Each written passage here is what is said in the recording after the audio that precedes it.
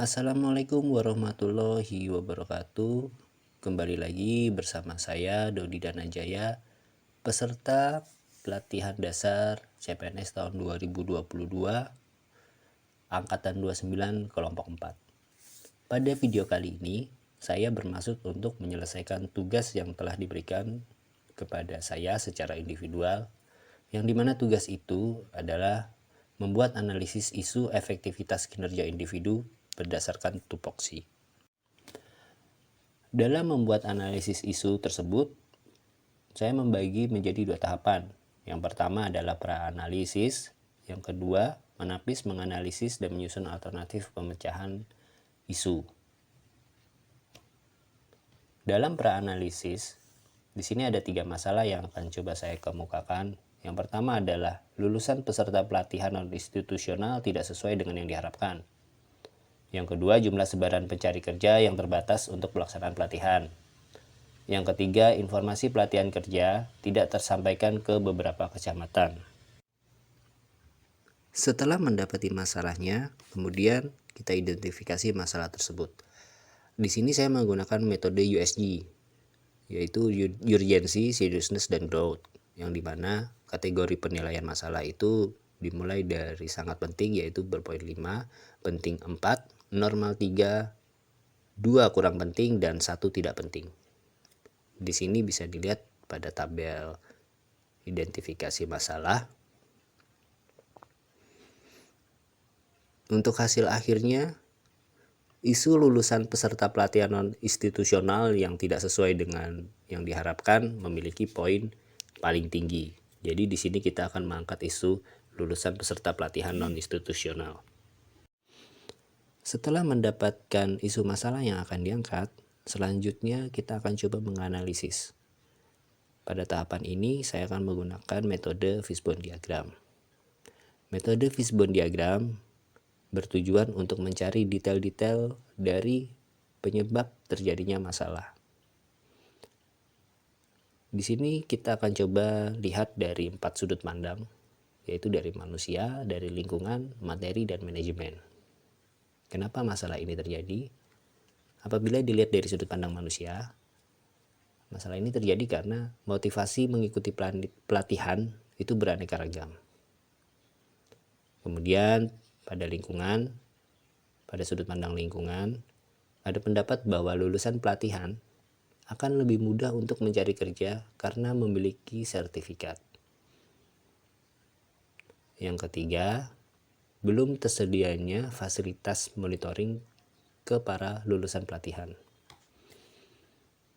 Kemudian dari sudut pandang manajemen, indikator kinerja yang hanya berorientasi pada jumlah masyarakat yang difasilitasi.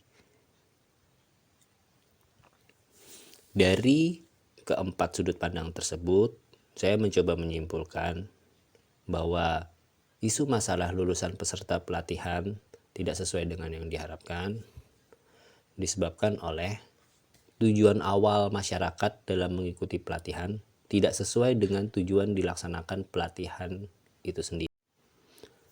Setelah mendapati akar permasalahannya, kemudian kita coba memecahkan masalah dengan menggunakan matriks SWOT. Matriks SWOT pada intinya adalah mengkombinasikan peluang, ancaman, kekuatan, dan kelemahan dalam sebuah metrik. Pada matriks strength, di sini ada program pelatihan ke masyarakat, itu menjadi kekuatan sendiri. Kemudian adanya jaringan sampai ke perangkat desa. Jaringan ini adalah jaringan komunikasi. Kemudian kelemahannya adalah penentuan peserta pelatihan yang ditentukan oleh perangkat desa. Kemudian opportunitiesnya, seleksi kepada peserta pelatihan dilakukan menggunakan tahapan-tahapan yang tidak hanya untuk teknis pelaksanaannya, tapi juga berorientasi pada pasca pelatihan. Kemudian untuk treat, peserta pelatihan hanya mengikuti tahapan pelaksanaan pelatihan. Setelah selesainya matriks SWOT, kemudian kita buat tabel rekomendasi alternatif penyelesaian isu.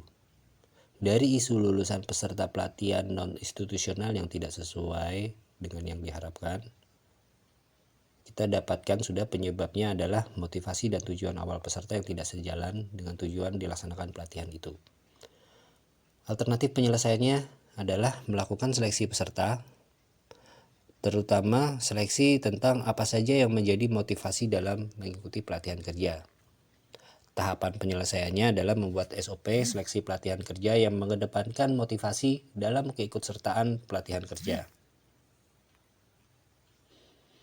Kemudian hasil yang diharapkan adalah mendapatkan lulusan peserta pelatihan yang dapat mengimplementasikan hasil pelatihan kerja bagi dirinya dan lingkungannya. Untuk para pihak terkait, di sini ada pengantar kerja, pejabat eselon 3 bidang peningkatan produktivitas tenaga kerja, kepala desa, dan penyuluh desa. Sekian video yang saya buat. Saya minta maaf apabila ada beberapa kekurangan dalam pembuatan video ini. Semoga video ini juga dapat memberikan manfaat kepada teman-teman. Terima kasih telah menyaksikan videonya. Jangan lupa untuk meninggalkan komen, memberikan like, dan subscribe. Semoga kalian selalu bahagia di sana. Saya Dodi, undur diri. Wassalamualaikum warahmatullahi wabarakatuh.